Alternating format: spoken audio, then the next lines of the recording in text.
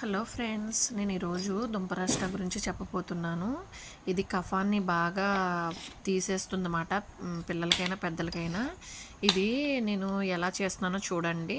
కొంచెం వాటర్ పోసి దాన్ని బాగా, అది డ్రైగా దొరుకుతుంది, డ్రైగా ఉంటుంది. ఇది ఆయుర్వేద షాపుల్లో దొరుకుతుంది. ఇది బాగా ఇలా రంగరించి దానిలోంచి ఉన్నది తీసేసి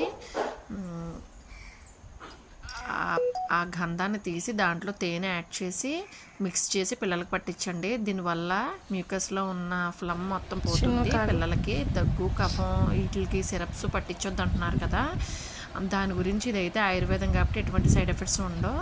మీరు పట్టించి కామెంట్ సెక్షన్లో ఎలాగుందో